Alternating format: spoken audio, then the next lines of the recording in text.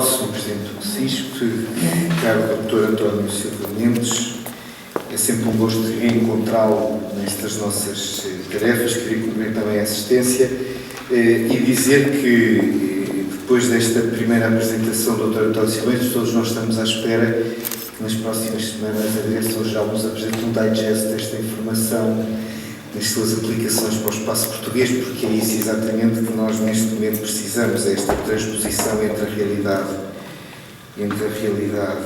europeia e a realidade portuguesa.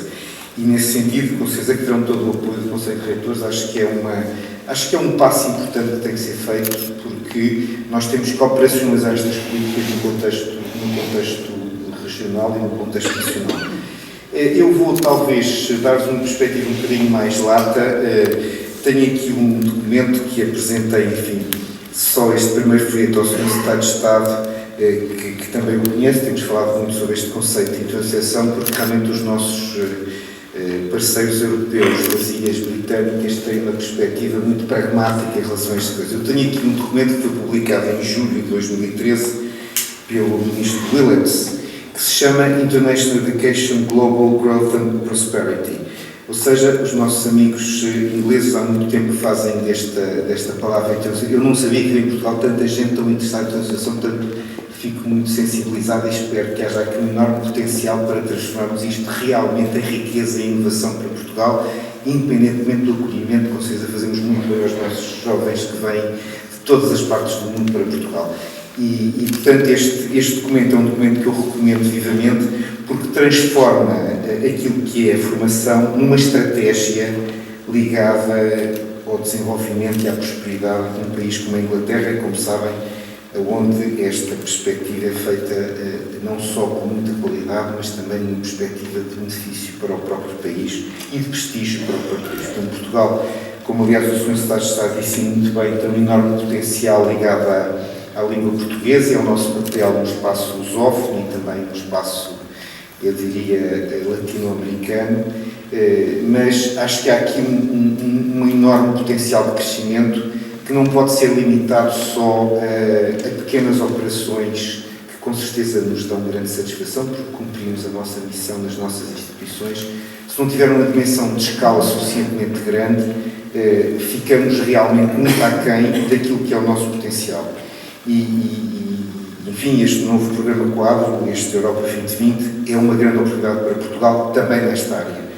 Se existe capacidade instalada, temos que a utilizar e temos que a utilizar bem, porque se não fizermos baseado em outputs, ou seja, eu estou muito mais interessado em saber o que é que vai acontecer a cada estudante estrangeiro que depois de estar em Portugal vai continuar a trabalhar em rede connosco, do que propriamente em dizer que recebemos 20 estudantes, 30 estudantes, 40 estudantes.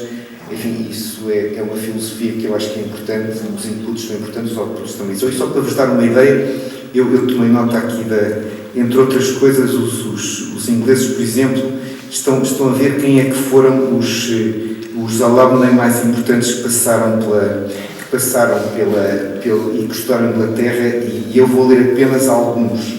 Hélio de Rue, Primeiro-Ministro da Bélgica; Juan Manuel Santos, Presidente da Colômbia; Rainha Margarida II da Dinamarca; enfim, Nazir Razak, Presidente da Malásia; o Rei Haraldo da Noruega e o Presidente Angelo Cavaco Silva, Presidente de Portugal. Portanto, nós temos que começar a olhar para estas coisas também como mais-valia para nós, porque temos na minha instituição, no nosso último folheto, tínhamos lá o Ministro da Saúde do país africano de língua oficial portuguesa. Isto são mais-valias para nós e são essenciais. É fundamental que seja visto desta forma, porque este é o campeonato que nós podemos jogar. Não é só aquele que queremos jogar, é aquele que nós podemos jogar. E esta convicção de utilizar o estudante internacional como uma ferramenta, eu peço desculpa de ser tão direto, é como as patentes. Eu, quando cheguei à minha universidade, disseram que havíamos 2.050 patentes. Eu perguntei, são nacionais ou são internacionais? As nacionais não contam, quer dizer, não contam. Se fazem parte do currículo. Eu venho de uma área médica e havia aqueles currículos internos que tinham 50 congressos, com muitas fotocópias de participações em congressos. Isso já não conta, é outro campeonato. Nós temos que jogar o futuro e temos capacidade para o fazer. Eu estou a dizer isto não numa perspectiva de alguma sobranceria, estou a dizer isto convicto de que temos capacidade de fazer. que é a nossa última oportunidade de fazermos isto bem com o próximo programa quadro. Portanto, este preâmbulo significa o máximo respeito por aquilo que estão a fazer e peço que o vejam assim. Mas também significa uma enorme responsabilidade nas nossas capacidades e, portanto, as duas coisas têm que estar a par e passo. Eu penso que tenho aqui capacidade de passar os slides, a minha mensagem. Ora bem, muito sinteticamente, do ponto de vista do Conselho de Reitores, nós olhamos para estas várias componentes. É evidente que a mobilidade é fundamental, a mobilidade é, digamos, que a espinha dorsal de tudo isto, mas para além disto há muitas outras coisas que, aliás fazem parte. Eu sou do Sr. Deus só pela oportunidade desta iniciativa. Há realmente não só a mobilidade, como o ingresso dos estudantes estrangeiros. Eu espero que no próximo ano as instituições universitárias e politécnicas possam recrutar estudantes estrangeiros por uma via que não seja o concurso nacional de acesso, sem que nenhum estudante português que queira entrar no ensino superior seja prejudicado. Acho que não é preciso ser mais do que isto. Com certeza vamos tentar fazê-lo e fazê-lo com certeza o melhor possível. Implica também o recrutamento de docentes e investidores estrangeiros, a criação de graus conjuntos, como aliás está aqui no próprio programa, implica uma colaboração científica internacional e a nossa ciência é hoje internacional, portanto não faz sentido nenhum que o nosso ensino superior também não seja. Nós temos uma ciência totalmente internacional. Porque é que não devemos ter um ensino superior internacional? Não me parece que seja posto em antagonismo. E, finalmente, a nossa visibilidade internacional através dos rankings, como eu costumo também dizer, vieram para ficar, temos de saber viver com eles. Não podemos usar isto como uma ferramenta de promoção, nem de despromoção, mas são indicadores que é usado por todos os institutos políticos em todo o mundo e pelos nossos colegas quando nós nos confrontamos com eles. E, portanto, não vale a pena pensar que podemos funcionar sem esta ferramenta de trabalho. Estou aqui com alguma dificuldade em poder passar os slides, não sei.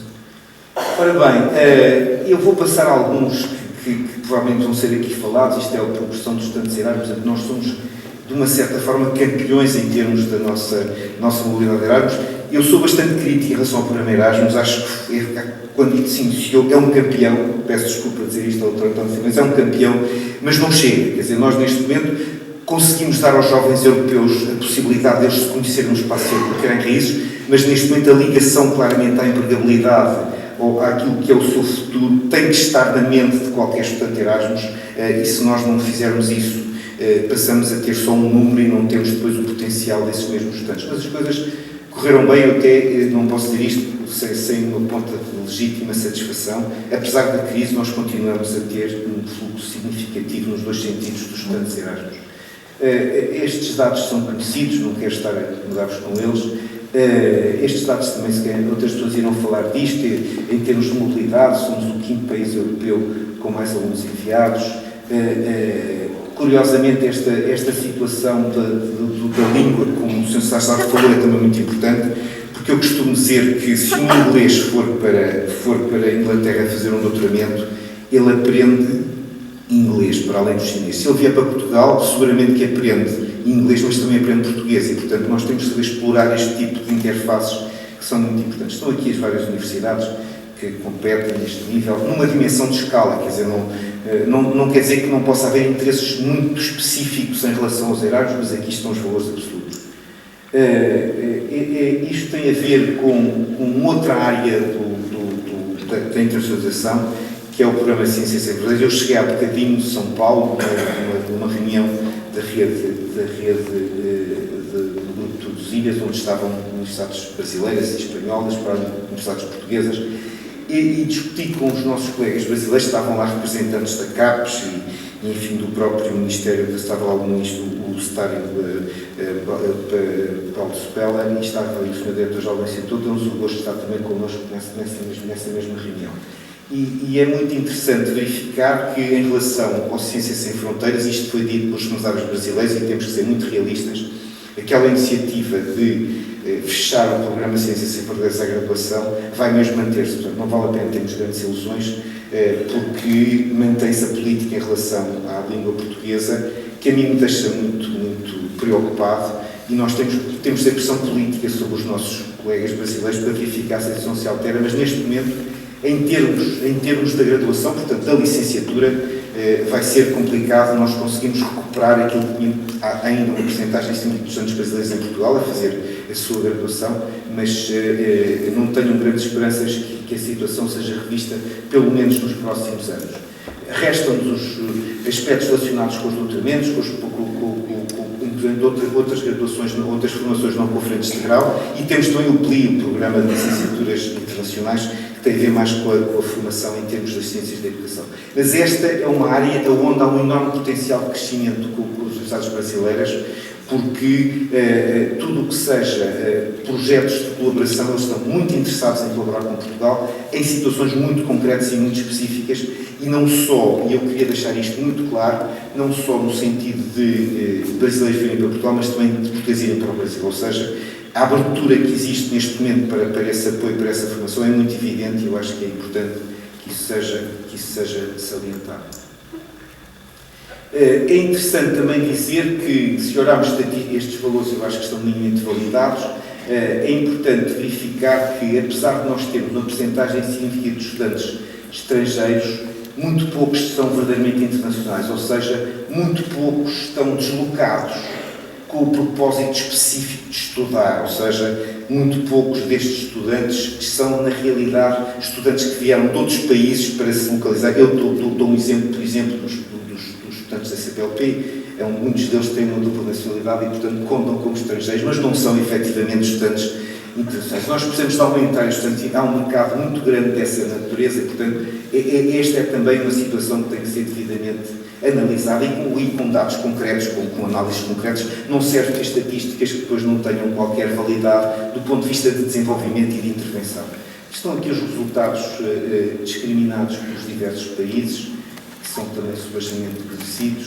Os estudantes da CPLP inscritos em Portugal na sua evolução desde 2007 até 2011, 2012 têm aumentado consideravelmente, mas aqui é muito curioso que o peso dos estudantes da CPLP no total dos estudantes estrangeiros tem vindo a diminuir, o que também não deixa de ser, não é necessário que seja objeto de alguma reflexão, porque seguramente nós estamos aqui a perder algum contingente, não sei se é porque estamos a fazer formação nos respectivos países, mas esses dados não existem, ou pelo menos não estão tão acessíveis como aqueles que eu tenho aqui para vos mostrar.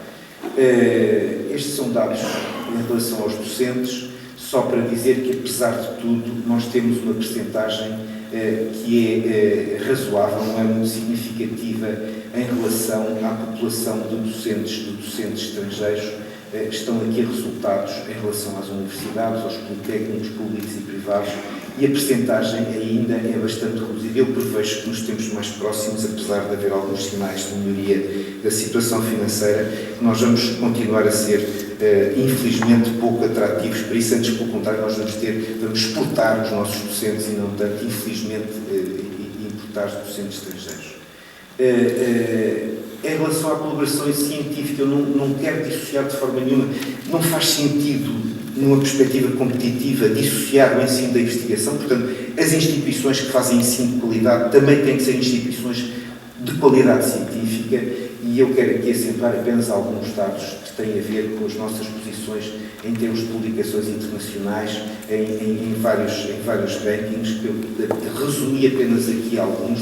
Eu penso que este é o ranking de Xangai, mas existem outros, não sei se estão aqui referenciados. Este é um dado interessante que tem a ver com a percentagem da nossa colaboração científica internacional. Eu apresentei também estes dados em Curitiba. É só para mostrar, é apenas para mostrar a posição de Portugal como um todo e depois a nossa colaboração com a Europa Ocidental, com a América e com a região asiática. Há aqui um potencial de alguma colaboração, e posso dizer que nos últimos anos a nossa colaboração com a Espanha aumentou de uma forma muito significativa. Temos as parcerias internacionais, isto ao nível das universidades, que também foram felizmente revistas por este governo e que estão muito mais viradas agora para aspectos relacionados com a economia, com a empregabilidade e com o empreendedorismo, como o caso do Dr. António Silva Mendes falou. Eu não vou perder muito tempo com os rankings. O que é que tem feito o CRUP nesta matéria? O CRUP apresentou ao Governo, em 2012, um projeto de lei que define o Estatuto de Estudante Internacional, com proposta de um concurso especial de acesso. Eu tenho que dizer, em abono da nossa responsabilidade, que o Sr. Secretário já nos pediu o nosso comentário, que já foi enviado, mas no dia 19, na terça-feira, na reunião do grupo, no sábado domingo, nós iremos analisar o documento final, mas a nossa posição é muito favorável em relação à proposta de decreto-lei que nos foi enviada. Por outro lado, o grupo também entendeu que cada uma destas iniciativas é preciso haver alguma estrutura executiva que assuma a apresentação desta estratégia de captação de novos estudantes.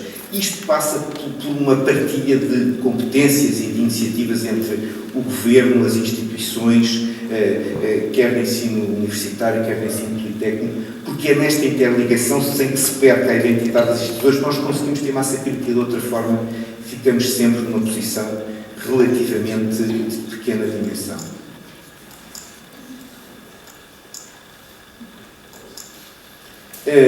Também tem havido algum pedido, algum apoio em relação ao Ministério dos Negócios Estrangeiros para a divulgação de esforços da rede diplomática. Há aqui um aspecto muito importante que os ingleses acentuam muito bem, que é o aspecto dos vistos. Não vale a pena pensar que estes estudantes que vêm para cá, que se não tiverem alguma estabilidade do ponto de vista da sua vida, que eles vão continuar, e há um esforço muito grande dos ingleses, na maioria dos alemães, de prolongarem os vistos para lá da aquisição do grau, para permitir, por exemplo, alguma fixação desses mesmos graduados nos seus próprios países, e acho que Portugal tem que encarar isto de uma forma muito integrada, porque de outra forma o impacto e a utilidade dessa mesma formação fica um pouco diluída. Temos também procurado manter alguma ligação ao nível dos mercados-alvo, quer na América Latina, quer no espaço asiático, e finalmente esta ligação com as parcerias internacionais com a Harvard, Carnegie Mellon e com a MIT. Temos dado apoio à gestão do programa Ciências Sem Fronteiras. Volto a dizer, em relação aos prazos de emissão dos vistos, é extremamente importante que isto fique, enfim, devidamente enquadrado e devidamente resolvido. E, finalmente, a tal ligação com a rede consular no Brasil, porque muitos dos estudantes acabam por ficar retidos nas várias áreas consulares sem virem para Portugal a tempo de iniciar o seu ano letivo. Isso aconteceu no ano passado, mas já está parcialmente resolvido. Há uma publicação de um bilhete de ingresso para os estudantes brasileiros em colaboração com o Consulado-Geral do Brasil no Porto, uma ligação direta para o Erasmus Mundus com o MNE. Temos feito alguns seminários de Sociedade Internacional de Investigação de Universidades e coordenação das parcerias novamente com os Estados americanos. Penso que estou praticamente no fim, não sei se estou a falar muito tempo. Há aqui algumas outras iniciativas que vale a pena pensar em termos de reflexão para o futuro, que são a possibilidade de programas de formação no âmbito dos short studies, ou seja, os estudantes não virem propriamente para adquirir um grau, aumentar a oferta de números de cursos em inglês, sobretudo no segundo ciclo. Está aí um levantamento daquilo que é feito ao nível das universidades, e aquela iniciativa que o Dr. António Silva Mendes, muitas vezes nós temos os slides em inglês, e se houver pelo menos um estudante que não seja português, o docente muda a sua apresentação para inglês. A possibilidade de permitir os tais joint degrees e double degrees, que não será objeto da participação, de discussão no nível de, e alguma participação em feiras internacionais. Estou praticamente no fim. Muito obrigado pela vossa atenção.